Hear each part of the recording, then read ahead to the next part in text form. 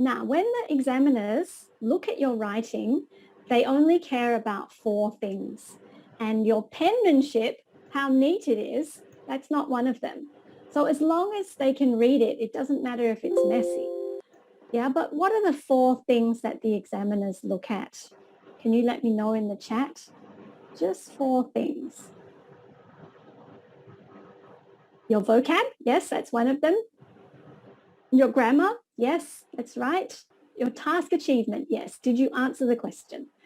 And one more, your coherence and cohesion. Yeah, you've got them all. Very good. But it's really important to remember these 4 because this is what the examiners are looking at. So tonight we'll keep thinking about these 4 things. So first one is what we call task achievement or task response. This basically means, did you answer the question? Did you stay on the topic? Did you follow the instructions?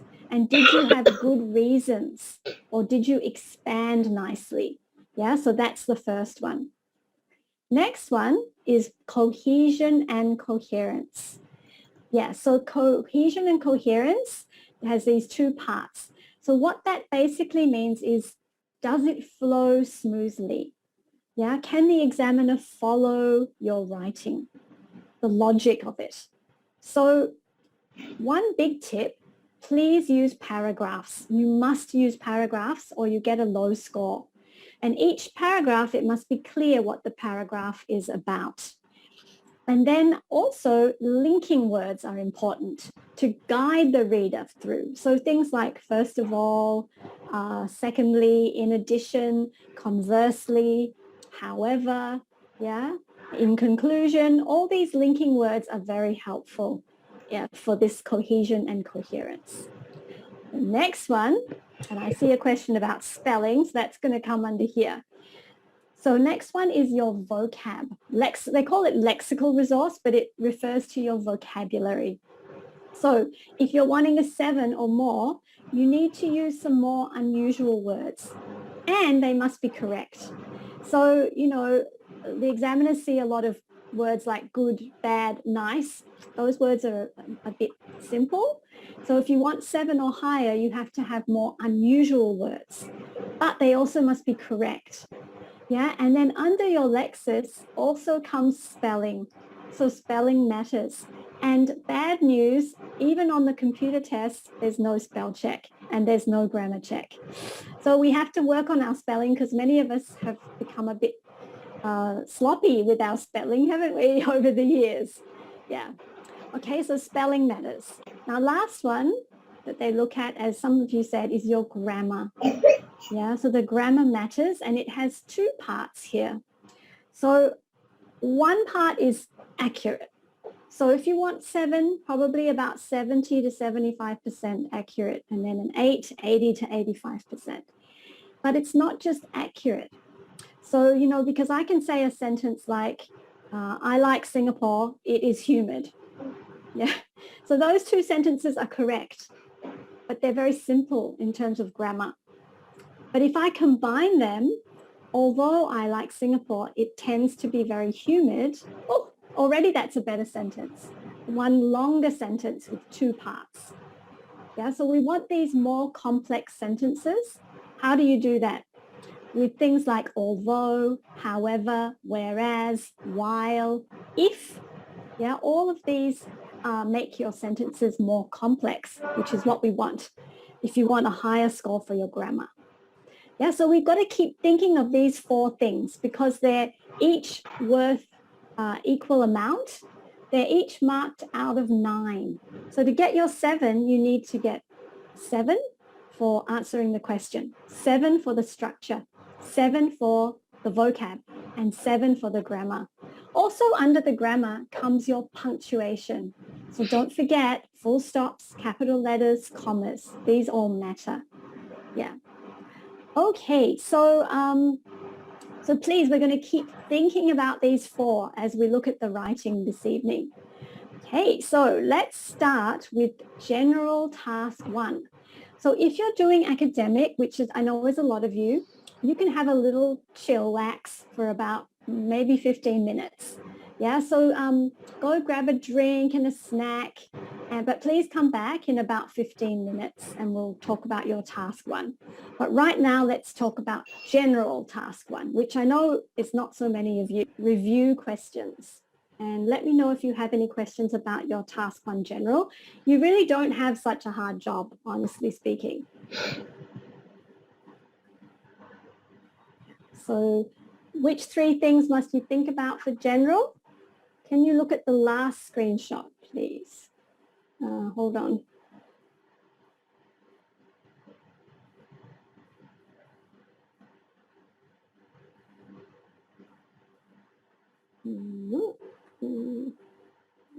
I can't. Oh dear, having trouble going back.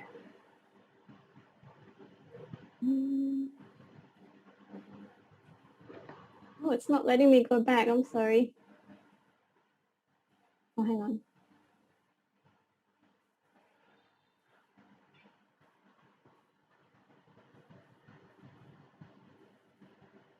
There you go. All right, I'm just going to stop the share. Okay, so which 3 things do you have to think about for general task 1? Your purpose, your tone, and cover all the bullets. That's right. So don't worry about the spelling. You can use American or British. Both are correct. Long sentences are, if you can use long sentences and they're correct, well, that's fine. But it's more important to do these 3. Purpose, tone, and cover all the bullets. Is it okay to use texting language like lol? No, okay? In the Ielts writing, you must use proper, like, not proper, but like you must use full words. Don't use abbreviations and texting language, yeah? It's fine if the letter doesn't sound realistic as long as I use lots of impressive vocab. Yeah, this is false. It should sound real. If you can use some good vocab like drastic downturn, that's really good, but it should sound real, like you would really send it. In an informal letter, you can use contractions, yes, so don't, can't, isn't. In a more formal letter, you should use really formal phrases. No, don't do that. Your writing should sound modern and professional, not old-fashioned and very fancy. Yeah, like you would really send the letter. Okay, so just make it sound real. So there's a question whether you're more likely to get formal or informal. I think formal comes up a bit more, but it's really just luck which one you get. So it's better to know how to do both of them. Okay, good. So let's move on. Now, general, you can go have a drink and a snack and a rest for about 15, 20 minutes. And I'm going to talk task 1, academic, task 1, academic. Okay, and then come back, please, because then we're going to talk about task 2, which is more important. All right, so task 1, academic. What are you doing? Can you remind me? How many words? How many minutes? You should spend about 20 minutes, yeah. 150 words, that's right. What are you actually doing for your task 1? It's a report, yeah. What kind of report? Describing something, yes. Okay, good. So let's get into this. So I just have to tell you that your task 1 is not as easy as general. It takes a little bit of time to learn how to do it. So be patient with yourself. At first, you may not be able to do it in 20 minutes. It's okay. Learn how to do it properly and then speed up, okay? All right, so your job is you take something that is visual and you describe it with words. So visuals into words, yeah? So it's 20 minutes max and you've got to write at least 150 words. So sometimes you get 2 things like this. Don't worry. We're still just going to describe each one, okay? So sometimes you also get a graph. Graph is probably the most common. All right, so let's have a look. So remember, you only have 20 minutes, so you need a quick way to do it. So first, we just read what we're dealing with. The chart shows the number of Japanese tourists traveling abroad between 1985 and 1995 and Australia's share of the Japanese tourist market. Summarize the information, select and report the main features, and make comparisons. This part is always the same. We have to summarize, pull out the important information, and compare. It's always our job. All right, so when I get this, I always ask myself some questions. So first we read what it was about. So I check the time. So is this to do with the present or the past? This one, between 1985 and 1995. Yeah, so I always just check. So this one's past. Often they're past, but not always.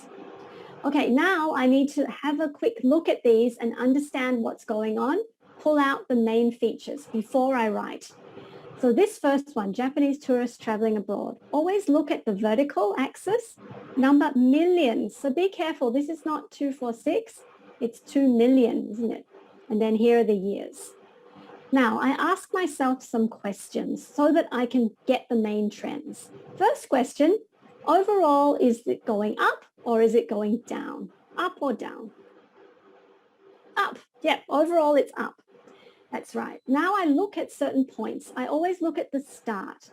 A good word to know is approximately. Okay, so in 1985, how many Japanese tourists were traveling abroad approximately at the start? Approximately, not 5, but 5 million. Yeah, be careful, not just 5 tourists. Now, at the end, 1995, we always look at the start and we look at the end. How many? Approximately 15 million. Okay, good. Now, where is the peak? Which year is the highest point here? 1995, that's right. So we always look at the peak as well, but in this case, the peak is the end. Now, when the trend is the same, like gradually increasing here, we don't need to describe each year. In fact, you should not do that because it's boring and it's the same trend. But you need to describe how it's increasing here. But how is it increasing? Is it rapidly increasing or what? How would you describe it? It's important to describe. Gradually? Yeah, so we have like 5 years and it went from 5, it doubled. So I think it's more than gradually. Steadily, maybe? Yeah. Okay, now we have a change. So when we have a change in trend, we need to report that. Okay, so what happened here? It dropped back. It fluctuated. Yeah, that's right. Okay, you might want to mention this, which is kind of almost the same, but then it increased again. So we're going to want to pull out this figure. Okay, now let's look at the other one, Australia's share. So how many of these tourists went to Australia? So again, vertical axis, we check. Oh, this time it's percent. So it's not millions, so be careful. And here we have the years. Now, overall, is it up or down? Overall. It fluctuated, but overall, from start to end, it went up, didn't it? Yeah, so also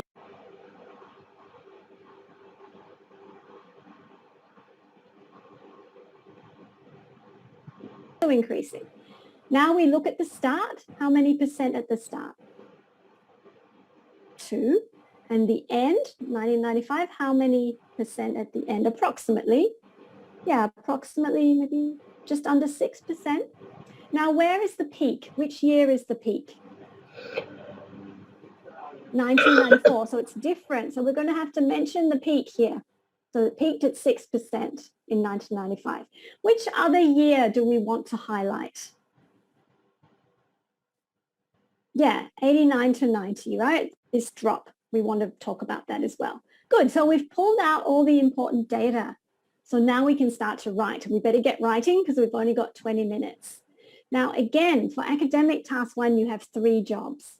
You have to think about the introduction.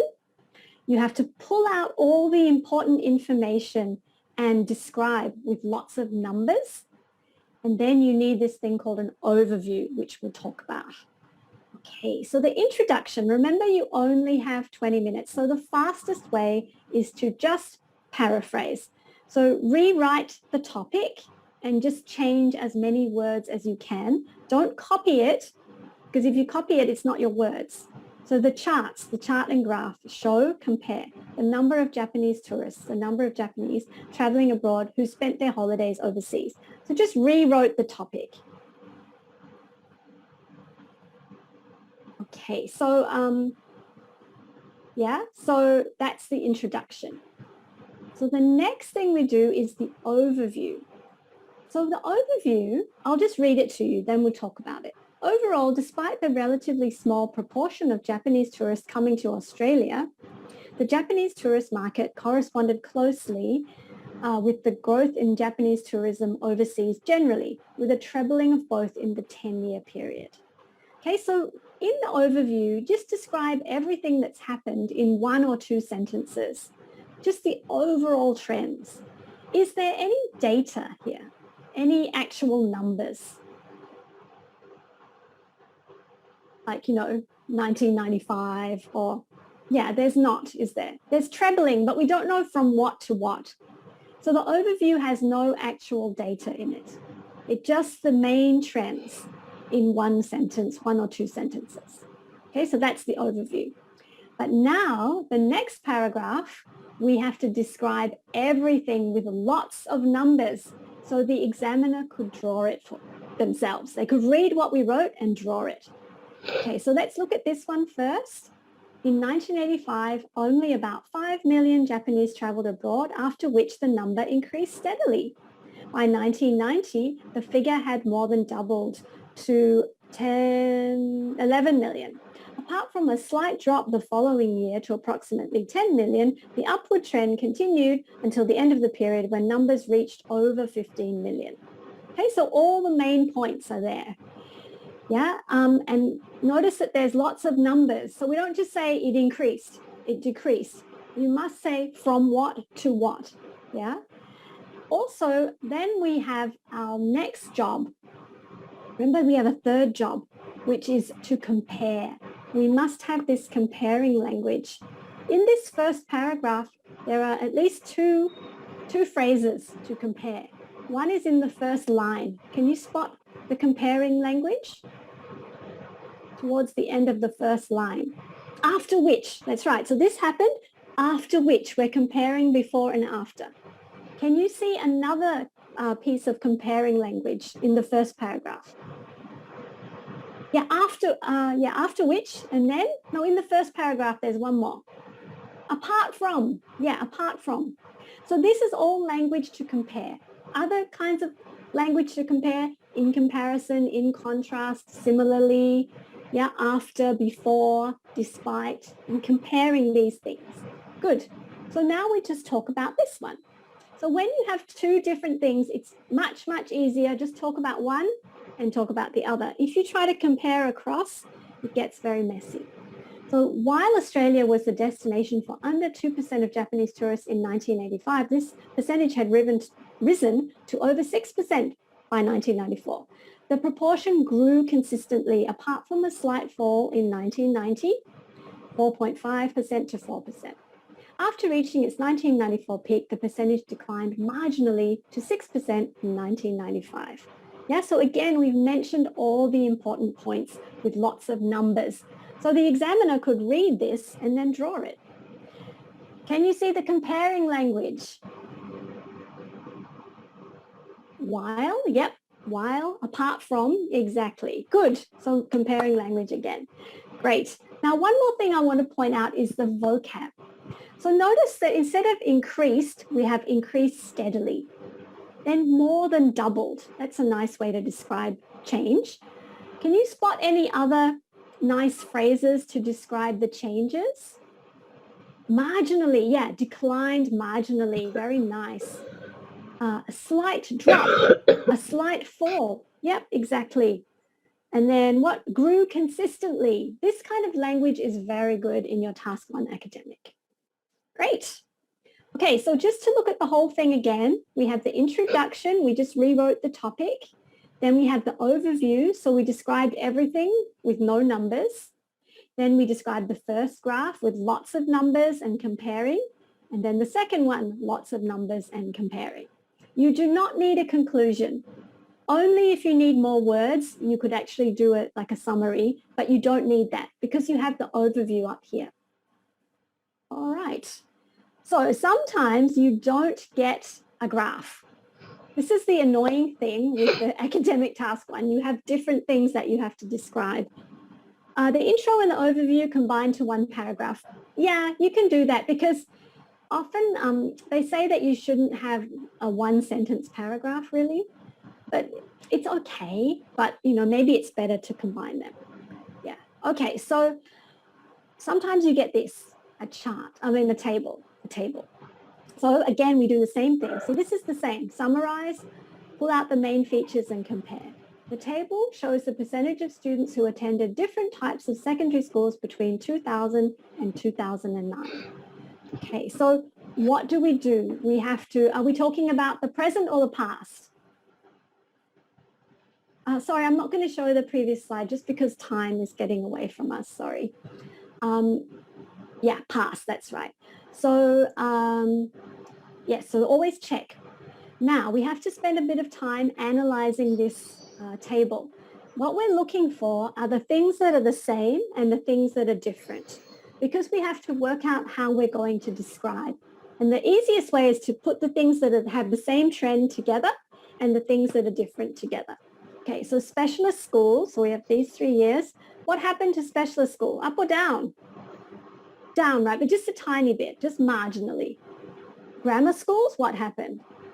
Oh, so we could say it went from 24% to 12%. But what's a more interesting way to describe that? What did it do? 24 to 12, a bit of maths. It didn't double.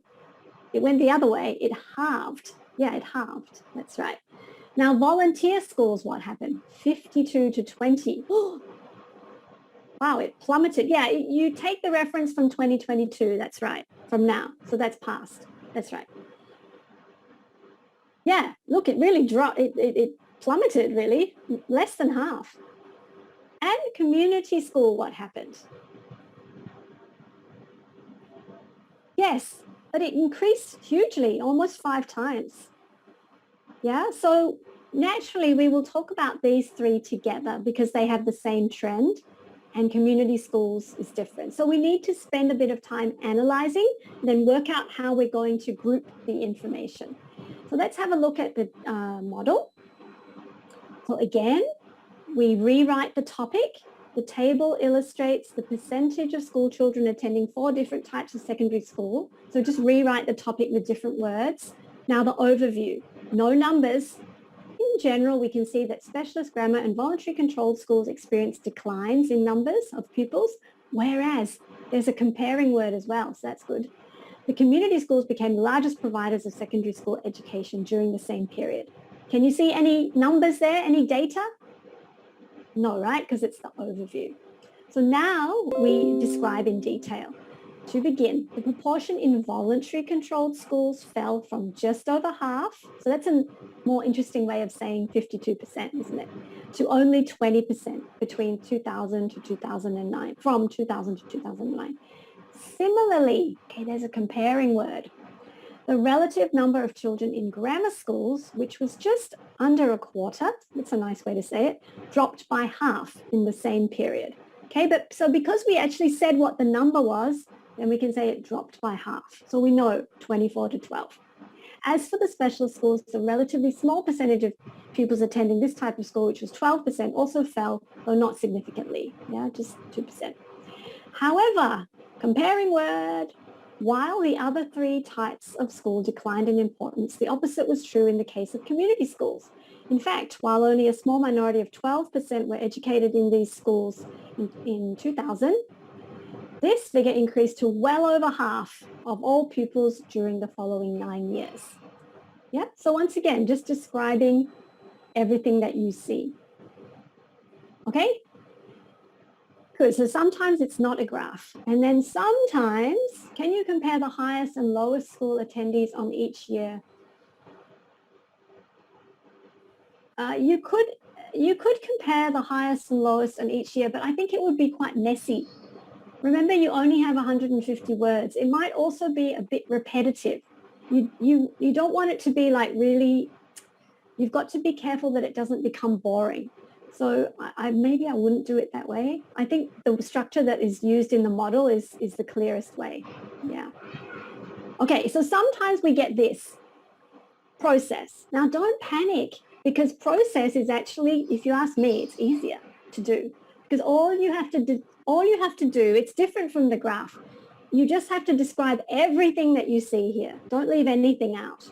So it's not the main trends here, it's everything.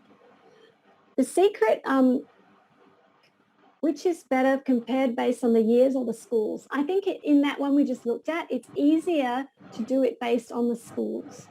Because if you do it based on the years, you have to talk about all the 4 schools for each year, and it gets very messy.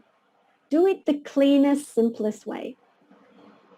That's just my opinion. You could do it that way if you want to, but I think it could be messy. Okay, now back to the process. So with the process, the secret is you have to, you see it goes step by step by step. So you have to describe each step. Yeah, now the secret, the trick is that you don't want it to be boring. So a lot of people tend to say, and then, and then, and then. So we need different ways to say, and then. Can you think of some different ways to say the next step? So that's one, the next step. After that, yep. Following this, yeah, exactly. Yeah, subsequently. So you've got to think of different ways to talk about each step. All right, so how do we do the process? First, same as ever, just read. The diagram shows process by which bricks are manufactured in the building industry. So this part's the same, summarize, pull out the main features, compare. And now we have to understand. So you need to look at everything and understand what's going on. Okay, so here we've got a digger, digs up the clay. Then it goes to this metal grid. Yeah, so the clay goes through the metal grid onto a roller. Sand and water are added. Then 2 options. The wire cutter can make bricks, or it goes in a mold to make bricks. Then the bricks go in the drying oven, 24 to 48 hours. What's another way we could say that? Instead of just copying. So you need to mention everything, but we want to try to say it in a slightly, not always just copying. 1 to 2 days, exactly. Then it goes in the kiln, moderate temperature, and then a high temperature, and then cooling chamber again, 2 to 3 days. Then the bricks are packaged. So in the process, we use a lot of passive. So we say are packaged. Then you're not copying the word exactly. It's a good thing. So are packaged, are delivered. You've changed the form. So that's a good thing to do. All right, so once we understand what's going on, then we can write. How do we do the overview? Easy. You just count how many steps. 1, 2, 3, 4, 5, 6, 7. Approximately is a good word to use. So there are approximately 7 steps, beginning with digging up the clay and then culminating in delivering the bricks. Yeah, you could also say the different parts of the process. So, preparing the materials, making the bricks and drying and packaging, something like that. You can also group it for the overview if you want to. Yeah, if you say approximately, then you can say 6 steps, 7 steps, it doesn't matter, as long as you use approximately. All right, so here's a model. The diagram outlines how bricks are manufactured from extraction of raw clay to the eventual delivery of finished bricks in the building industry. So just rewrite the topic. The process involves clearly defined steps. This one has put the overview at the end. You can do that. I prefer it second. But if you want to, you can put it at the end. So let's just look at the overview. Overall, the brick making process comprises 7 steps. These steps involve different processes, namely refining and forming the clay, drying the clay, and firing the bricks. Yeah, so you can kind of group it a little bit if you want. So then we describe each step. First, the raw clay is extracted from a quarry by a large digger. The clay is then refined by separating larger pieces from smaller ones using a metal grid. So we just go through like that. So I won't read the whole thing. Yeah, so the process is actually not that hard to do. I think it's easier, honestly. Okay, so just some overall tips. You have to hit 150 words, okay? So you need to, make sure that you have 150 words minimum. Of course, if you can write like 20 more words or 10 more words, that's great. You must have that overview with no numbers. Then pull out all the important information and describe with lots of numbers. Yeah, lots of data. And don't just say it increased, it fell. From what to what. Don't forget to compare. So after which, apart from, in comparison, in contrast, similarly, while, whereas, all of these are good comparing words. And these comparing words often become your linkers as well. And so we do need paragraphs. So usually in task 1 academic, there are maybe 3 or 4 paragraphs. Now, checking for mistakes, I'll talk more about that later. All right, so some common things that people forget in task 1 academic. They just say, it increased, it decreased. No, don't do that. You'll get a low mark. Yeah, sometimes they try to say why, like, the community schools are growing really fast because everyone are becoming hippies and they want to have, they want to have a lot of herbal experiences at the school. No. Never say why. Just describe what you see. Never interpret, okay? And you don't have to describe, okay, process, you have to describe everything. But for the graph, you don't have to describe everything, just the trends, so only when it changes. And you must have the overview always, and usually second. Okay, so that's your task 1 academic. Can we do the little review quiz? Yes. So task 1 academic takes a little while to learn how to do because, you have these different things that you have to do. You don't know whether you're going to have a graph or a chart or what. Yeah, but so as I said before, look at models. It's a really good way to learn. And also take your time at first. Don't try to rush in 20 minutes. So maybe take 30 minutes and then speed up. Okay, so I'll let this run just a little bit longer. And then we're going to move on and talk about the essay because that's more important.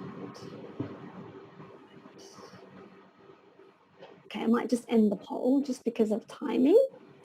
All right, so which should you not include? Yeah, do not interpret. You need the overview, you need the introduction, you need all the data. Do not say why, just describe what you see. Should you cover every piece of data on the chart or graph? No, that's right, just the trends and where it changes. Do you need a conclusion? Yeah, this is optional actually. If you want a conclusion, you can add it. But because you have the overview, you don't need a conclusion. Yeah, so you don't have to have a conclusion in task 1 academic. Okay, good. Great. So there's a question here. Sometimes when I write the first part of the essay, I tend to write less than the minimum amount of words. I've covered all the points. Okay, so there's 2 questions. Maps. All right, so maps I'm not going to talk about here. Maps for task 1 academic, they don't come up as often. That's first of all. When it's maps, the secret is to look, usually you have 2 maps. One is before and one is after. So look for the things that are still the same and the things that have changed, and then group the information that way. But maps are like process. You have to mention everything. Also with maps, check is there a compass like north, south, east, west? If they include that, then you should use that, like in the northeast corner, in the south, southwest.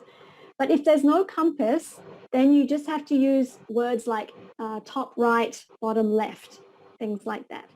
Yeah, but map doesn't come up a lot. Yeah.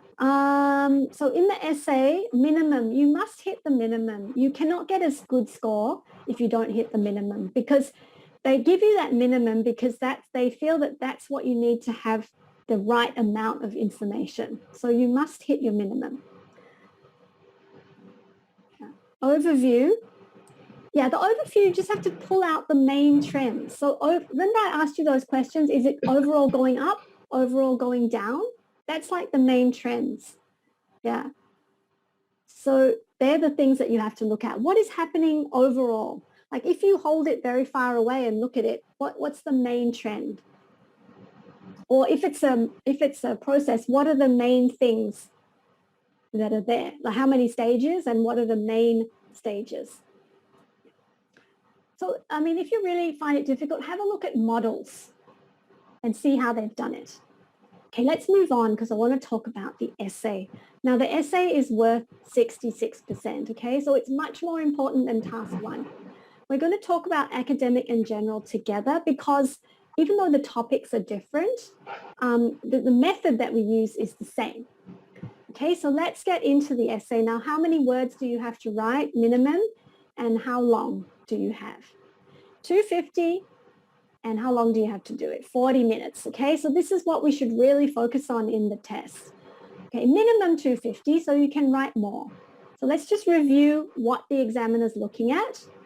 Task response, did you answer the question? Did you stay on the topic? Did you think of good reasons and examples? Cohesion and coherence, you must have paragraphs in your essay, often 4 or 5 paragraphs. Linking words are important. Vocab, so we want for the essay more formal vocab, not like, you know, I don't know, things like hubby or stuff like that, but more formal language. Spelling, again, matters.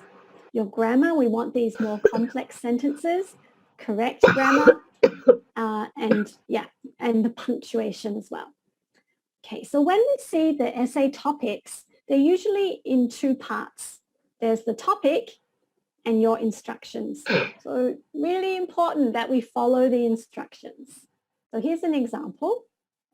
International tourism has brought enormous benefit to many places. At the same time, there is concern about its impact on local inhabitants and the environment. So this is the topic. What is it about? International tourism. It's brought good things and concerns. Yeah, so that's our topic. Now down here are the instructions. So this is what we have to do in this essay. We must follow these carefully. Do the disadvantages of international tourism outweigh the advantages? So that's our job. Do the disadvantages outweigh the advantages? Okay, let's look at another topic. So that's your topic at the top, and they're your instructions. Here's another one. In many countries, very few young people follow the news. So that's our topic. So young people not following the news. What do you think are the causes of this? What can you suggest to encourage more young people to follow the news? Okay, so how many things do we have to do in this essay? How many instructions or questions do we have? 2, right? Yeah. So our 2 jobs are why? What are the causes? Why aren't young people following the news? And our second job is suggestions. Yeah, so we always just follow the instructions. We always just do what the essay tells us to do. Don't do anything else. Okay, every single essay, we must do this as well. Reasons and examples. So we have to think of reasons and we have to think of examples. So the examples can be from our own knowledge or they can be from our life. So it is a good idea, and I sound like a big nag, but start following the news. Very easy. Just get BBC app, Guardian app, Voice of America app, any of those, just so you know what's going on in the world. Channel News Asia, if you want to be from Singapore. Yeah? Start following the news. So it gives you ideas for examples. And we've got to hit the 250 words. Okay, so sometimes people don't follow instructions. They don't know how to follow instructions. So be really careful. So remember this topic, in many countries, very few young people follow the news. What are the causes? What can you suggest? Now, what is wrong with this?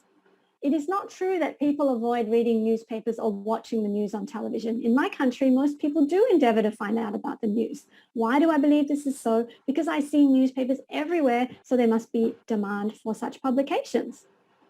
There's something wrong with this in terms of following the instructions. What is wrong? What is this person doing here? If you really want to ask a rhetorical question, and I don't really like it, but it's not wrong. It's just a strange thing to do. But if you really want to do that, it's okay. Yeah, thank you, Sandra. The person is giving their opinion here. It's not true. In the instructions up here, did they ask, what is your opinion? Do you agree or disagree? No, they didn't ask for your opinion.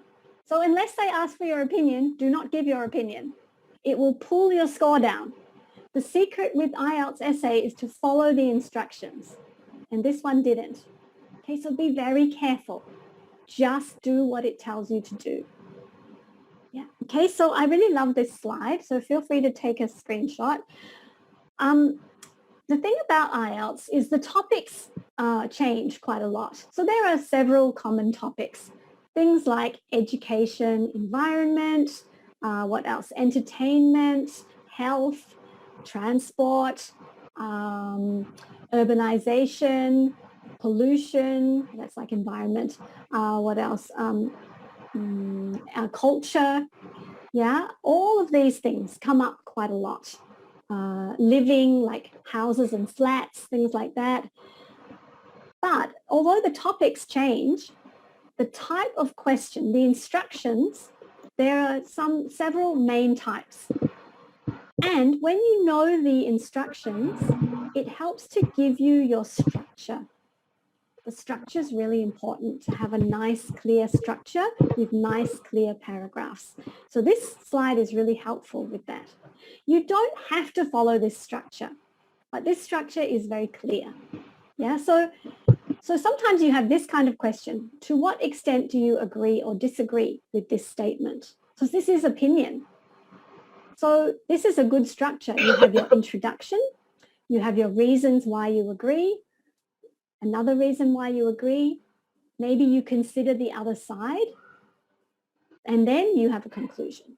So that's a nice, clear structure. Another type of essay, discuss both views and give your own opinion. So here we've got the introduction. We talk about the first view, talk about the second view, give your opinion, conclusion. Very clear. So this is like the one we talked about with the news and the suggestions. Why is it so? Give reasons for this and solutions.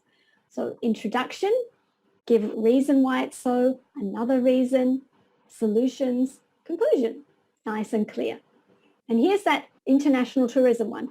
Disadvantages outweigh advantages. So we introduce and we say our position, or I think there are more advantages. Then if we say more advantages, we give more advantages, but we also consider the disadvantages, but fewer. Conclusion. Yeah. So why is this so? Effect on individual and society. So why is it so? So introduction, then why is it so? Effect on individual, society, conclusion. Okay, having very clear paragraphs is really important under your cohesion and coherence. In agree, disagree, can you say a bit of both? Yes, of course, you can sit on the fence. You can say, I neither agree or disagree. But then you should have equal number of reasons, like 3 and 3 or 2 and 2, that kind of thing. Okay, so this slide is really helpful. So let's look at another type. This was one of those types. Discuss both these views and give your own opinion. So how many things do we do in this type of essay? This one comes up a lot for both general and academic, very common. Yes, we have to do 3 things. So we have to first now work out what are the views. So let's read the topic. Some people think wild animals should not be kept in zoos. So that's view 1. View 1 is always with some, yeah? Others believe that there are good reasons for having zoos. So that's view 2. Others. So some people think, zoos are bad. Wild animals, not in zoos. Others, no, there can be good reason. And then the third thing is your opinion. What do you actually think? And maybe it's a bit of both. Often you can have a bit of both for your opinion. Okay, so let's have a look at the structure, because remember this part, it will always give you your structure. So in the introduction, I'll show you what to put in the introduction, but you can state your opinion, but don't give any reasons. You can just state your opinion if you want to. View 1, you talk about view 1, wild animals should not be kept in zoos. You have to think of reasons and examples. View 2, good reasons for having zoos, reasons and examples. Then you have to give your opinion with your reasons why, and then the conclusion. Okay, so let's have a look at a model here. This is a band 7. So band 7 means good. And in Ielts writing, getting a band 7 is good. It's hard to get a really high score with writing. So a band 7 is a good score. Now, if you look at it carefully, you will see that it's not perfect. And that's why it's a band 7. It's not a band 9. Now, one of the strengths of this essay is that the structure is very clear. So there's introduction, view 1, except this one they reversed it. So there are many good reasons for having zoos. They talked about view 2 first. That's okay. As long as you have this topic sentence that says what the paragraph is about, there are many good reasons for having zoos. And then you give the reasons. Okay, then however, many people feel wild animals should be free. So this is the other view, actually view 1. Both views put forward valid points. However, I strongly believe. So this is the opinion with reasons and the conclusion, summing up. So this is a nice, clear structure. Now, another part with cohesion and coherence, apart from the structure, we also have to think about linking words to make it flow. Yeah, so this is a band 7, so it has some good linking words. So it has at present, it has an and is a linking word, and it has this them. Why does it have them?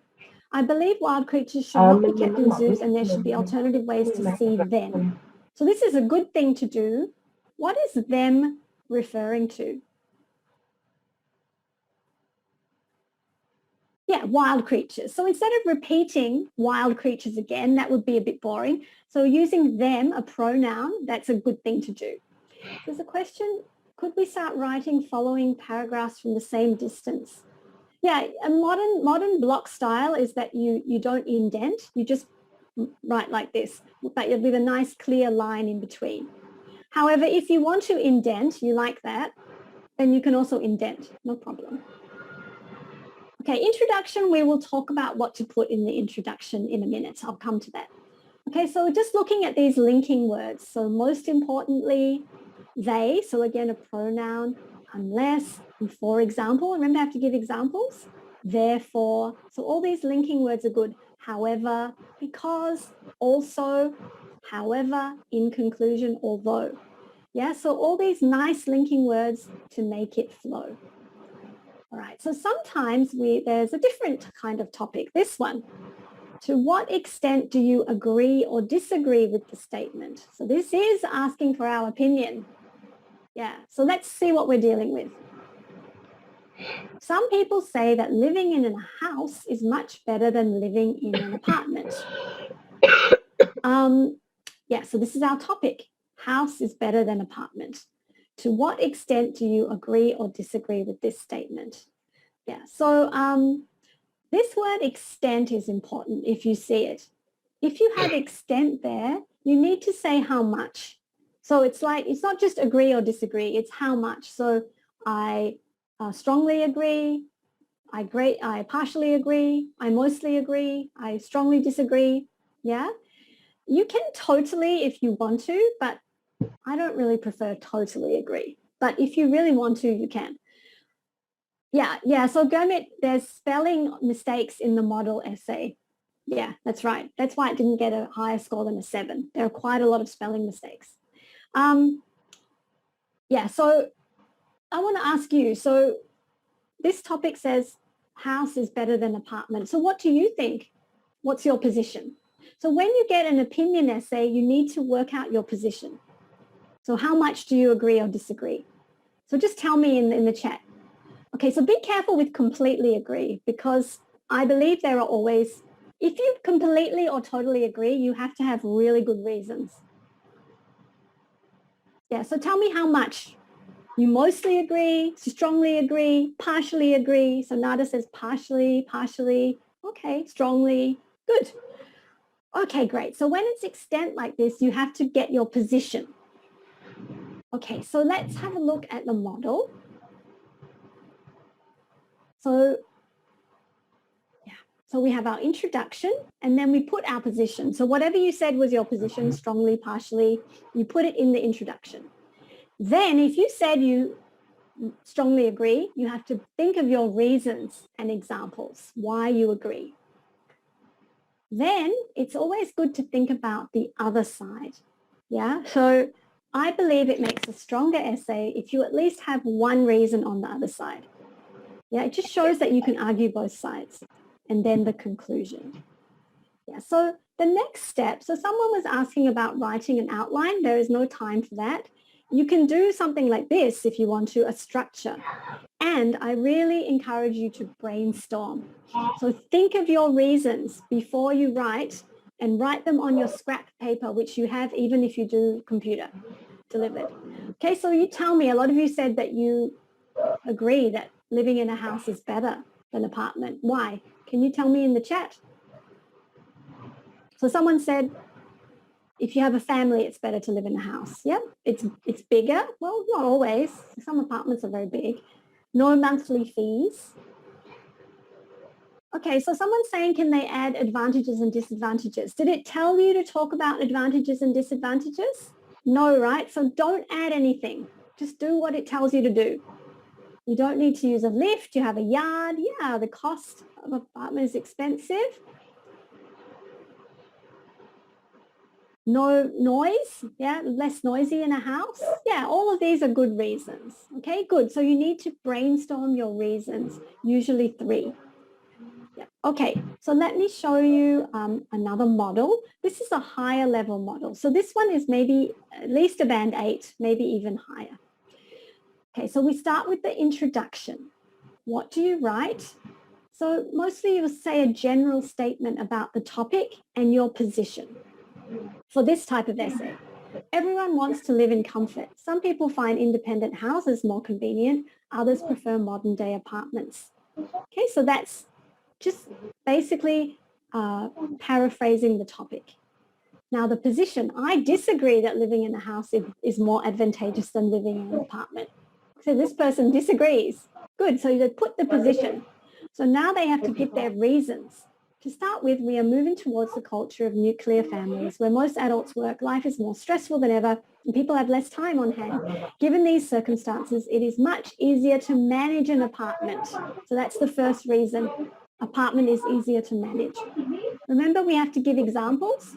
For instance, most apartments have housekeeping facilities that take care of all the cleaning and maintenance, which we would have to manage ourselves if we lived in a house. So that's the first reason why apartments are better. Additionally, so here's a linking word introducing the next reason. Apartments are usually gated communities, so they're a lot more secure. To exemplify an example, remember you have to give examples? Most apartments would have some sort of access cards for residents and stickers to identify their vehicles. Any visitors or guests have to go through security. We'll seek approval from residents. Overall, security parameters are better than one can afford in a house. Furthermore, third reason with a linker. Apartments have common facilities like recreational play areas for kids, swimming pools, clubhouses and so on. One does not have to travel outside. This results in a lot of time saving. So sometimes you don't have to say, for example, you can just expand on what you mean. And now the next paragraph, the person considers the other side. However, living in an independent house does have its own advantages. They are certainly more spacious and owners can freely utilize and modify the space based on their convenience, which is hard to achieve in an apartment. Okay, so they're at least considering the other side. Conclusion, just summing up all the points. To conclude, apartments and houses have their set of pros and cons. However, I believe apartments satisfy the needs of our modern lifestyle better than independent houses. Yeah? So can you see how it's done? Yeah. Okay, so that's a very nice, clear structure with very good reasons and examples. Yeah. Okay, so let's look at one more. So every year, thousands of students go overseas to study. Although many benefit from the experience, others go home disappointed. What are the benefits and drawbacks of studying in another country? Okay, so here is our topic. Many students go overseas to study. Some have a good time, some have a bad time. Now, how many things do we have to do in this essay? 2, yeah. The benefits and the drawbacks. Quite a straightforward essay. This is more of a general topic. Okay, so we think about our structure. So we'll have the introduction. I'll tell you what to put in the introduction. Then we think about the benefits. So we think of the reasons, the different benefits and examples. We think about the drawbacks, reasons and examples, and conclusion. So very straightforward essay. So now we need to brainstorm. Okay, so this essay, we don't need a concession paragraph because this essay didn't ask us for our opinion. It didn't say, do you agree or disagree? It just said, talk about benefits and drawbacks. So that's all we do. Yeah. Okay, so let's think about what are the benefits of studying in another country? Why is that good? So we always have to train ourselves to brainstorm. Usually 3 reasons is good, 3. New experience, international exposure, self-management like independence, yep, new cultures, expand horizons, more network, great, all great reasons. Let's think about drawbacks. What are the drawbacks of studying overseas? Homesick, expensive, culture shock, yep, okay, great. Socializing, yeah, too much socializing, disconnected, yep, all very good. So mine are similar. And all of yours are great as well. These are ones I thought of. Exposure to other cultures, more independence, networking, drawbacks, culture shock, discrimination, distractions, which someone said like socializing, too much socializing. Okay, so now we think about our writing. So we've got our reasons, we can start writing.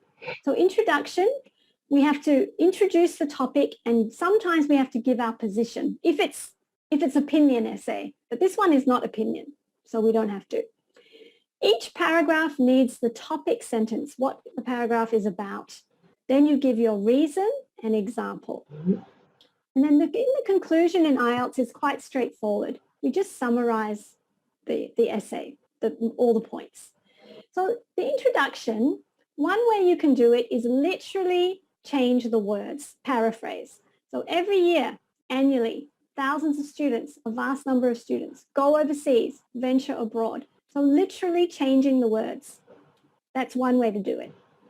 Another way to do it is to say kind of a general statement about the topic.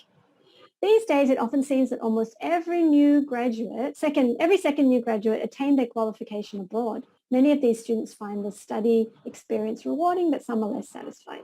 Yeah, so it's not such a direct paraphrase, just a general statement. So each paragraph needs that topic sentence, reason, and example. So remember our brainstorm? So I just take the reasons from the brainstorm. So first I have my topic sentence telling the examiner what the paragraph is about. Studying abroad offers students a number of benefits. Okay, so this paragraph's about benefits. Firstly, here's a linking word.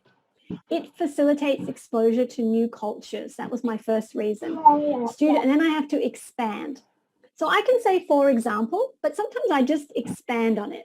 Students can immerse themselves in the lifestyle and traditions of their host country, and they also have the opportunity to discover the worldviews and cultural practices of fellow students from across the globe. So that's the first reason.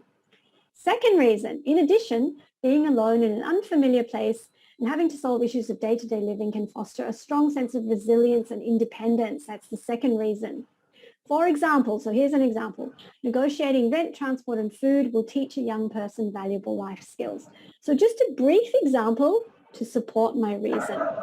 Then you could have a third reason, but just because of time, I just had 2 reasons here.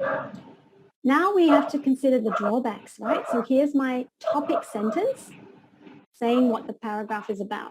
Conversely, there can be several drawbacks to venturing abroad to study. So it's about drawbacks. One of these could be confronting sense of culture shock. Remember that was one of my reasons? That may arise if a student finds himself in a place with very different values. For example, if a young person has grown up in a relatively conservative or rural environment, studying in a liberal cosmopolitan city may be extremely jarring and negatively impact their ability to study. Further to this, second reason, dynamic environment in a foreign location might lead to a range of distractions for an impressionable student. Nightlife, other young people, and relative anonymity found in the city may be irresistible and again may have an adverse effect on the student's academic pursuits. So they're the drawbacks. Now, conclusion, we just kind of summarize all the points in one paragraph. In conclusion, opting to complete tertiary studies abroad can offer increased exposure to other cultures and opportunities to develop a great sense of independence. However, cannot be denied that overseas study can lead to culture shock, too many distractions. Each person needs to consider their own temperament and circumstances before making this life-changing choice. Okay, so just summarizing all the points. So that's kind of how you do the essay. Yeah. So really following the instructions very carefully. Now, there are two things we haven't really talked about yet that the examiners are also looking at, and one is your vocab. And so we have to think about the spelling and the choice of words. We don't want to use informal language or slang. It's a bit more formal. Yeah, and we have to use correct words if you want 7 or more, correct, but also this collocation. So what is that? Let's come back to this essay that got 7. Remember this one? So 7, as I said before, 7 is a good score in the writing. And there's some nice collocation. Collocation means words that sound nice together in English. So for example, alternative ways sounds good together. Educational importance, natural habitat, rare species. Now it also got 7 because there are some more unusual words in the essay. Precious, cruel, endangered, underestimate. These are all a bit less common kinds of words. Yeah, so we have to think about that if you want a 7. And then when it comes to grammar, remember we want the more complex structures. So you could have this sentence, these two sentences. Global warming is a phenomenon. It is caused by increased carbon emissions.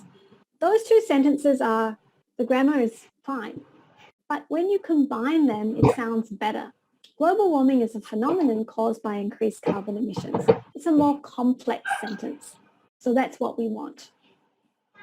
Now, avoiding your mistakes. This is what I wanted to talk about. So what I suggest you do, if your grammar is not the best, like some people just don't have good grammar, what I suggest you do is write an essay, show it to someone who has really good grammar, and get them to correct all your mistakes. You will start to see your common errors, things that you do. And then in the test, you can quickly check for those common mistakes that you often make. Yeah. So, okay. So this essay that we looked at before, there are quite a lot of spelling mistakes, but I'm not actually thinking about spelling here. There are also quite a few grammar mistakes, which are very common grammar mistakes. So I'm wondering if you can spot any of them. There's this mistake in the first sentence, actually, which is a very common mistake. So if you can spot a mistake, tell me which paragraph and which line and correct it. How do we think of using Grammarly? Grammarly is fine, but you can't use it in the test. So if you want to use Grammarly to check your work, yeah, that's fine. Sure, why not? Yeah, believe is a spelling mistake. Can you spot the grammar mistake in the first sentence?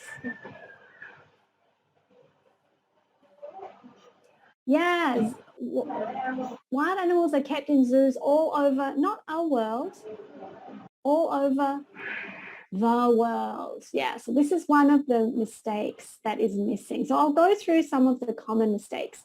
So in this essay, this person is not very good with their what we call articles. So that is and the.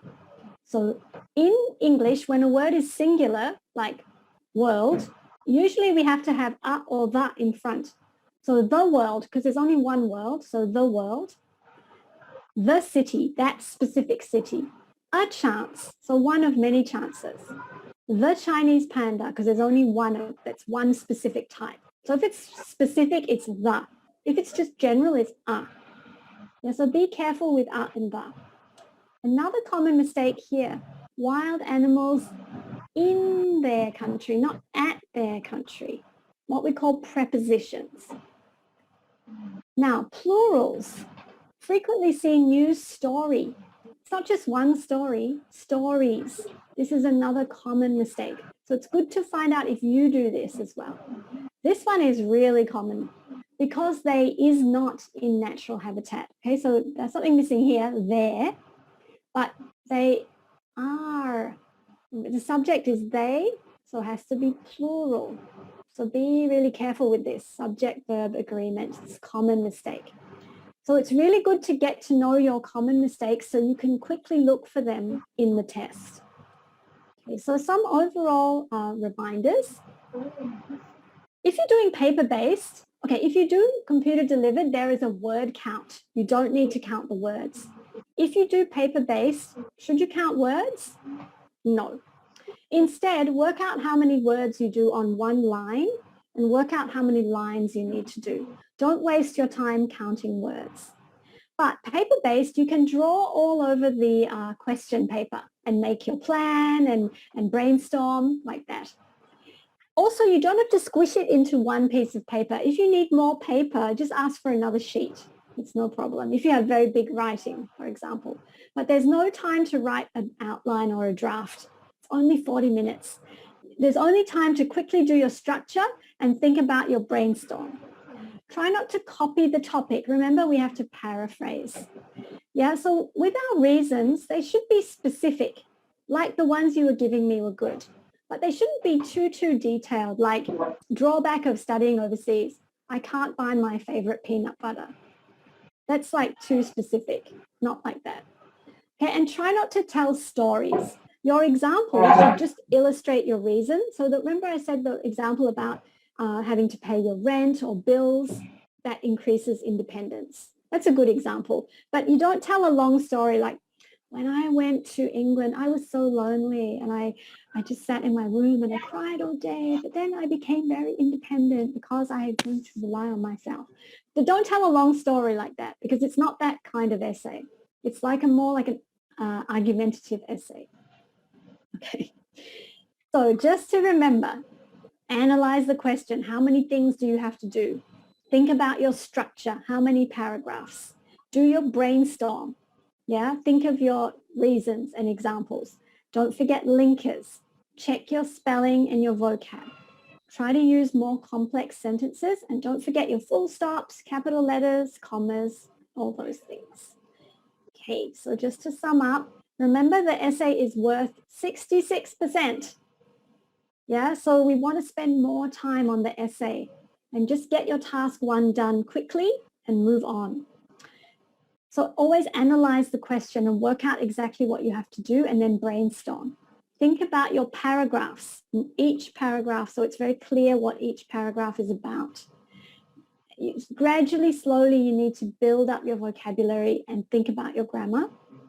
Yeah, and linking words, of course, are important. If you run out of time, don't use notes or bullets in any of the writing tests. We must write the whole thing in full sentences or you'll lose marks.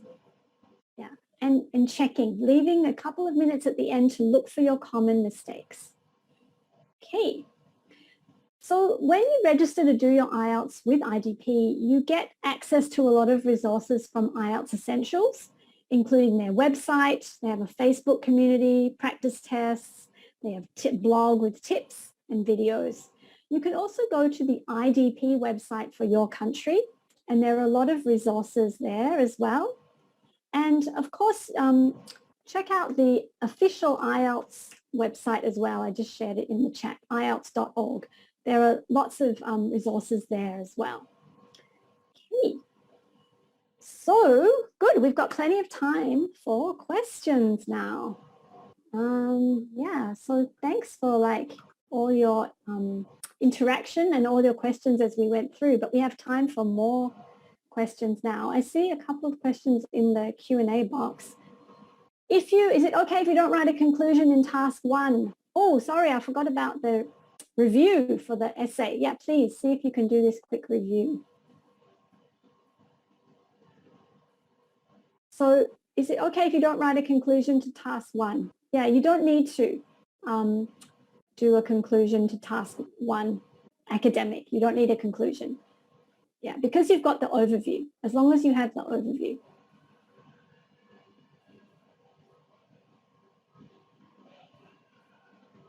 I'm going to have general test. Yeah, the general test, we talked about the letter. That's the general task 1. We talked about that at the start.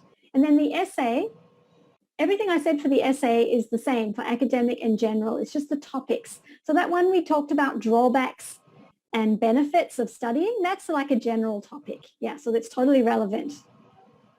Okay, good. So let's have a look at the poll. Let me have a look. You must write exactly 250 words. No, you can write more. That's the minimum. Yeah, but you don't need to write 500 words. That's too long and you'll run out of time. Should you count each word? So like I said, no. Just work out how many words you do on a line and then work out how many lines for paper-based. Computer delivered, there's a word count. If you run out of time, you can write in point form. No, don't write point form. If you run out of time, you just have to finish. Yeah. But practice so that you learn how to manage your time and you won't run out of time. Okay, great. So I'm just going to stop share and we can have some questions. I see quite a few questions in the chat. Let me just quickly go through those. Short, no, I've done that one. Okay, how can I prepare IELTS in a structure in 20 days? So that's a tricky question. Depends what band score you are now and what band score you need. Yeah, but what I suggest is that try to do something every day, like maybe an hour, and mix it up. So do a bit of listening and then a bit of speaking. Next day, do a bit of reading and a bit of writing. But then maybe like 10 days before the test, then really start doing whole tests. Practice tests. But that's not a lot of time, 20 days, but depending on what band score you need. What's the best way to improve your writing? Like everything, boring answer, practice and write. Yeah. So, and then look at lots of models. The models will help you get used to the style. How much punctuation and writing errors well, they don't go by how many errors, like they don't count. It's just overall how many errors, and punctuation comes within grammar. So it's overall how much does it affect the understanding.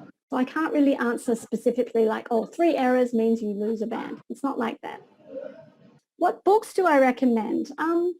If you go to the IELTS website, there are many Cambridge IELTS textbooks to help you with your writing. Yeah, so probably one of those would be good.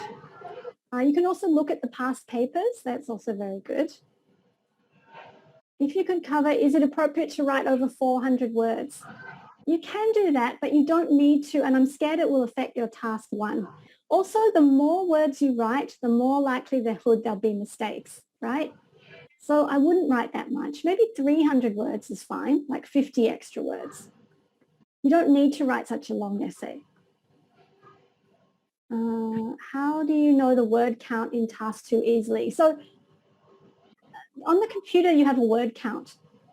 On the paper-based, just count how many words you do on a line and then work out how many lines you'll need to do to hit 250. Is it possible to get band 6 even if you don't meet the minimum words? It's difficult because they give you that minimum because they feel you need that many words to give a good answer. So please meet the minimum.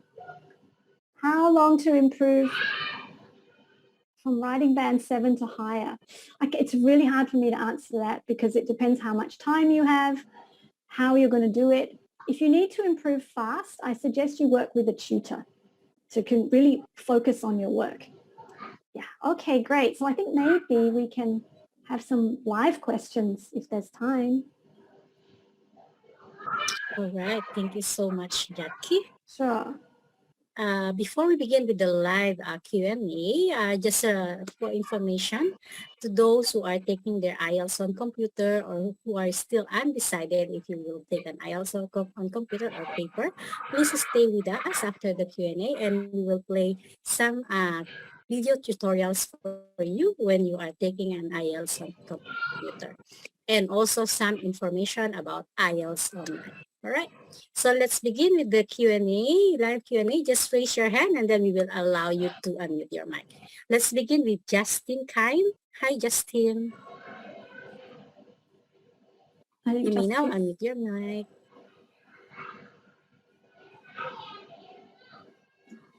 All right. Hello, good evening.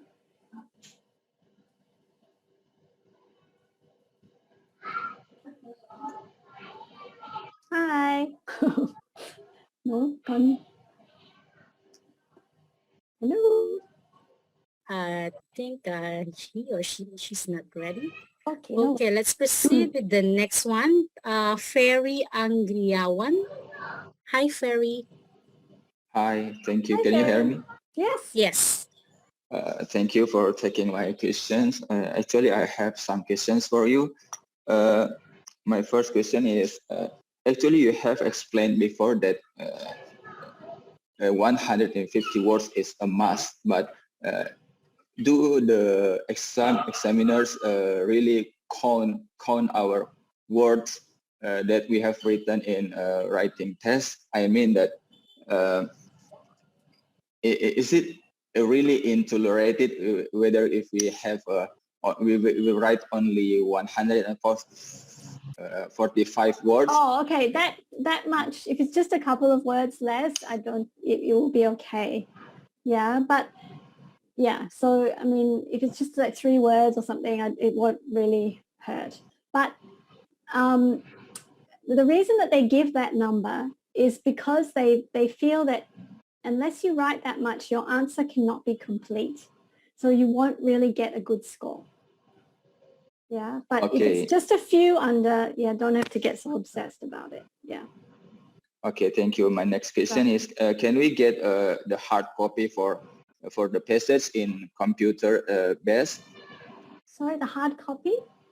Yeah, for the passage, the test, the question, I mean. The questions, no, for computer delivered, it's all on, you don't get a hard copy. Yeah, it's all online. So that's why if you don't read well on a computer screen, try not to do the computer delivered. Yeah. Everything is on the screen. Yeah. One more question, please. You said before that an academic writing test that we have a more complex structure and reading passage. It means we have to prepare ourselves. I mean, we have to enrich our knowledge about academic or scientific problems.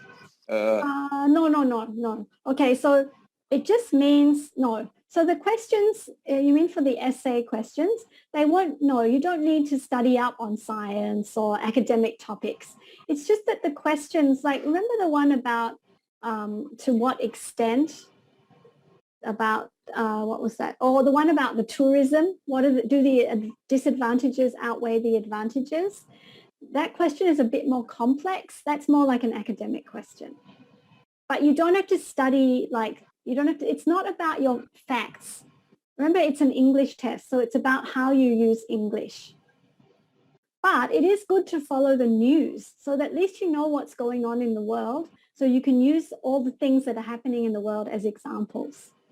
Because the topics are often connected to things that are happening in the world, like environment, education, transport, health, crime, all those kinds of things. Yeah. Okay, thank you. Sure. Thank you for your question. Thank you, Ferry. Now let's proceed to Kiao Zin Tan. Hi, good evening. Hello, can you hear me? Yes. Yeah, I have 3 questions. First, my question is, especially the question is like do you have to extend your agree statement in the question? So I think this question is related to my professions or maybe. So I have a lot of the information of plenty. I add a lot of information and the body paragraphs. So I think it will be these lots of words. So I think it will be the impress or the boring for the examiners to read, so to check their essays and the text too. I think the most important thing is not just about using lots of words. It's making sure your reasons and examples support the topic. Yeah, so you don't have to write, like I told you, you don't have to write a long example.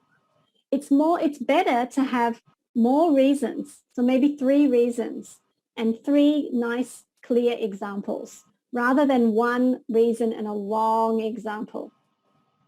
Yeah, so thank you. Yeah, it's better to do it that way. Yeah, thank you. And my second question is, especially we have a lot of the question is not similar, so maybe, and if we have like the brainstorming, it will be not unrelated, so it will be the out of the lines with the question. So if I was to wrote let's say the question is out of the line, how we can check our examples, maybe if it's our topic statement. Yeah. You mean how can you check if you stay on the topic? Is that what you mean?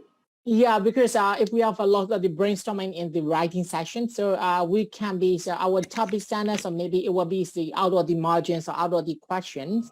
So how we can be checked, it will be the out of the line or not.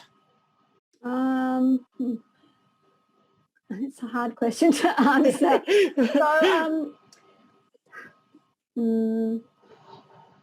Okay, maybe what you can do is if you're practicing writing and you brainstorm and you think of your ideas and you write, then have a look at them. See if you can find some model essays, ones that are considered very good, and see if your reasons are similar to those reasons. Is that what you mean, that you stay on the topic? Yeah, because especially like the other question is like it will be a little bit difficult for me to brainstorm, and it will be miss the outlines, or it will be changes the ideas or maybe something. Yeah, so be careful though. You don't want to go off the topic because people do lose marks when they go off the topic. And my last question, sorry, I lost a question. No My question is sometimes it's like the introduction is just a little bit, we have 3 or 4 sentences in the introduction, but in the conclusion, we have to summarize things. So to summarize our information and ideas, so it will be more longer than the conclusion is more longer than the information. So introductions, so it can be good or bad. Oh, it doesn't matter. It's okay. I mean, your conclusion doesn't have to be that long, but yeah, if it's a bit longer, it's okay. No worries. That's not a problem. Yeah, thank you. Okay, thanks for your question. Thank you. Now let's move on to Atisatya Arifin. Hi, Atisatya. You may now unmute your mic. Good evening. All right. Hello. Hi. Okay. I'm Tia from Jakarta. Oh, actually, I just, the host said that the question has been answered live, but if you don't mind asking again, I'm still a bit confused about repetition words and memorize in writing tasks. So I check on the answer sheets, and then below there, and then you can see the column for the examiners to check our writing, and then there are some like memorized and repetition. So what do you consider memorizing writing, and what's the maximum for repetitive words? Oh, well, once again, it doesn't really go like that. It's not like they count words, but okay, so memorize is like sometimes people, they have amazing memory, but maybe their English is not very good. So they can memorize a whole essay and they just write it, but maybe it's not really answering the question. Or maybe part of the essay is not very good English, and suddenly that it's fantastic for a little bit, like wow, and then it's very bad again. So that would indicate to the examiner that maybe that part is memorized. Oh, I see. So you mean like it's like an inconsistency in the candidate's writing. Oh, okay. Right. And then in terms of repeating the words, I mean, throughout the whole of IELTS, a lot of it's about synonyms. So if you keep repeating the same word from the topic, for example, I mean, a couple of times or 2 or 3 times is fine.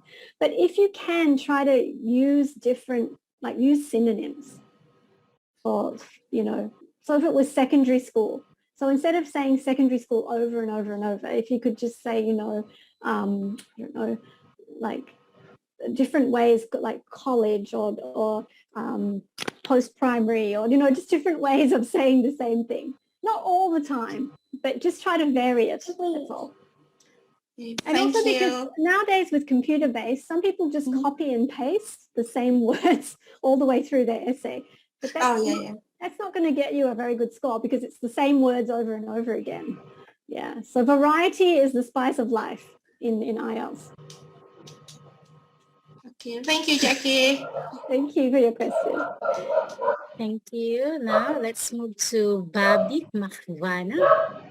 Hi, Babik.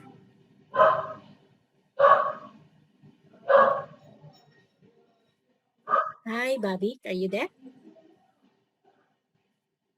Okay, maybe we can move on to the next one.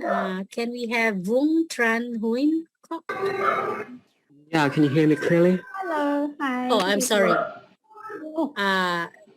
I'm sorry, Babak first. Okay. Hi.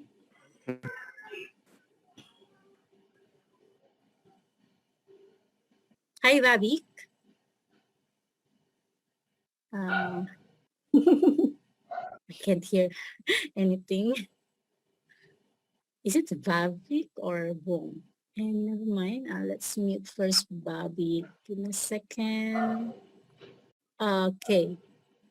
Hi, Boom. Please unmute your mic now. All right. Yeah, can you hear me? Yes. Yes. Hi. Yeah, I have a question for you. Do I have to mention all the things that the task mentioned? I mean, there is a topic that some people believe that it is best to accept a bad situation such as unsatisfactory job or shortage of money.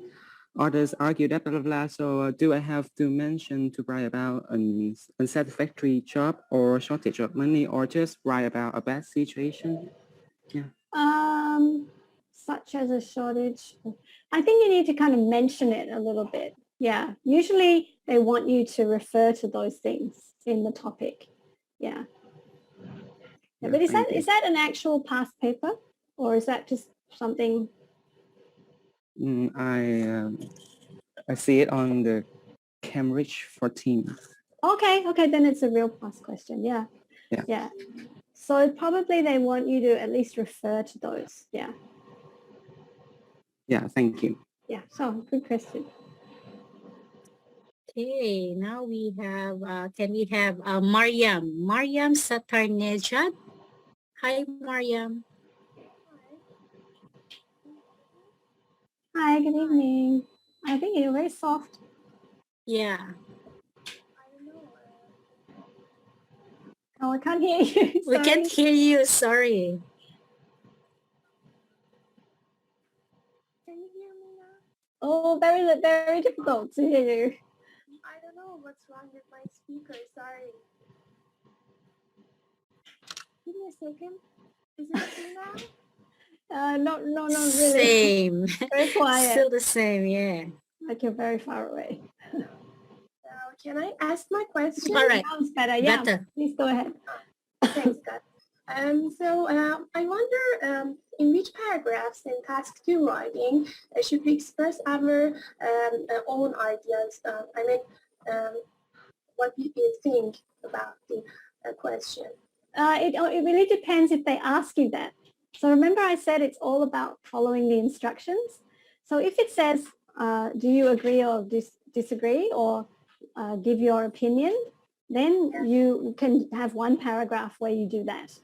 But if the question does not ask for your opinion, if it says like, what are the problems, what are the solutions, then you don't give your opinion. So when it is needed, in which paragraphs should we write? I mean in conclusion, both in conclusion and introduction? Well, it really depends. So with IELTS, there's no real rule as long as it's clear.